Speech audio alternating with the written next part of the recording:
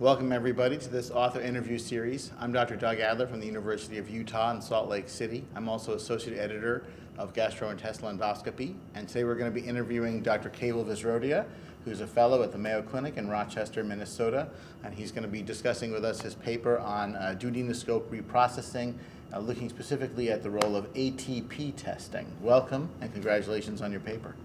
Thanks for having me here, Dr. Adler.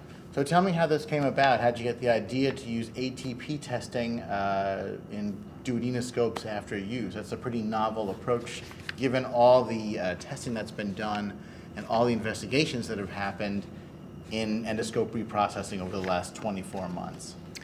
Yeah, over the last 2 to 3 years, there's been a number of reports that have implicated duodenoscopes in multi-drug resistant organism outbreaks.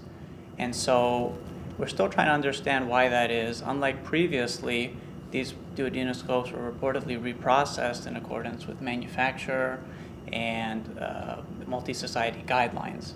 So while we try to understand what exactly the reason for that is, the FDA has recommended some supplemental measures in the interim to enhance the safety of duodenoscope reprocessing. Which sort of supplemental measures do you mean? Yeah, so there's actually 4 that they've outlined. One of them is surveillance cultures. The others are ethylene oxide low temperature gas sterilization. The third is double reprocessing, meaning repeating manual cleaning and high-level disinfection. And then the fourth is using a liquid chemical sterilant in place of the disinfectant that we use for automated high-level disinfection. Right. All of which take more time and or cost more money. Exactly. I think you hit the nail right on the head there, Dr. Adler. The problem with surveillance cultures in particular is that they're, like you said, very costly to perform, but they're also very difficult and tedious to perform, and then they're also a challenge to interpret. The other problem with surveillance cultures is you have to embargo the scope. Exactly. Like while the scope is undergoing culture, you can't use it, and for a lot of busy labs that have a limited number of duodenoscopes, that's a real problem. Yeah, and I think the terminology that they've been using is called quarantining, and like you said, it usually requires expanding the inventory of scopes, not to mention the downtime from reprocessing.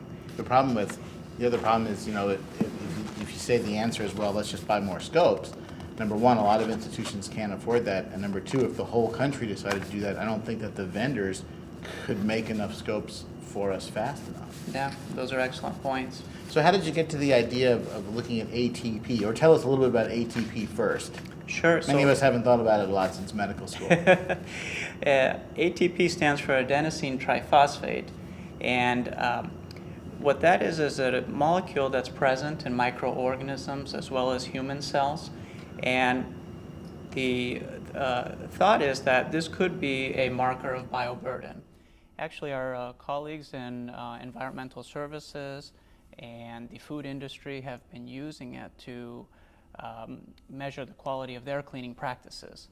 And so a few years ago, some investigators applied it to endoscope reprocessing, and in a simulated use study, they found that actually ATP could be potentially used to identify when the bioburden level was low enough after manual cleaning to theoretically be cleaned with high-level disinfection.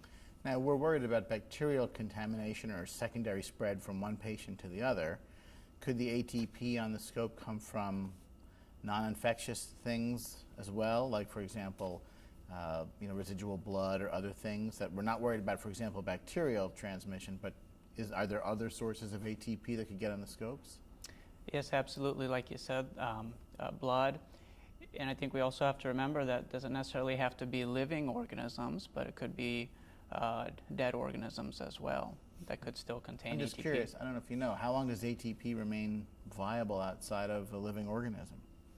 It's a good question. I don't know. So tell us about the methods. How did you go about checking the ATP, and how did it correlate to results of culture testing the duodenoscopes?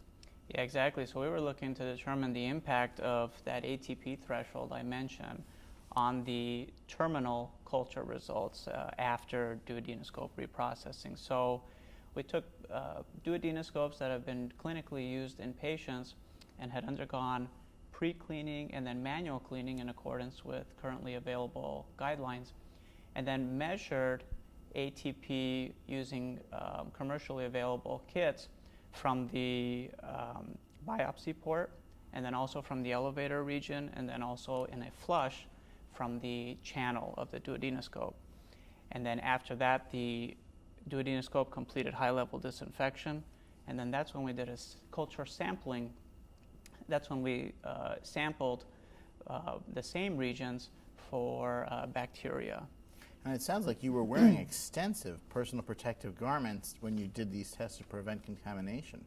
We tried to take precaution against any potential environmental contamination. So like you said, most things were packaged sterile. Myself and other investigators had taken sterile technique courses, some of which stemmed back to medical school. Right, I'm sure that was really fun. Yeah.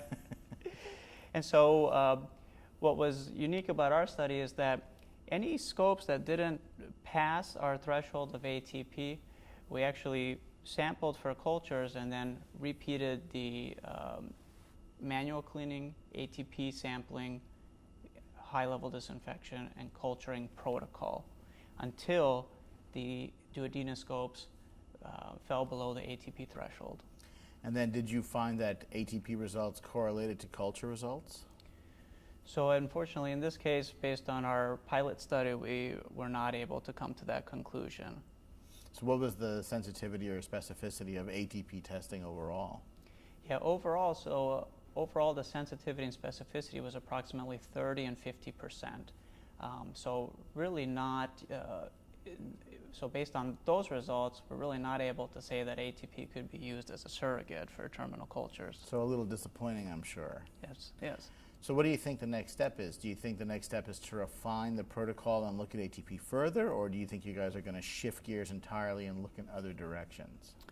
Yeah, so it's a very good question, and I think we're still trying to determine the best answer for that. I think there's a few options. You know, there are other supplemental measures that we can implement, like we mentioned before. I think investigators could do this on a broader, on a larger study scale. In this case, we only did 20 duodenoscopes. It's tough. I mean, the problem is it really highlights is, you know, there's a lot more awareness about these endoscope infections, and I think everyone is being much more careful about how they're washing, how they're reprocessing.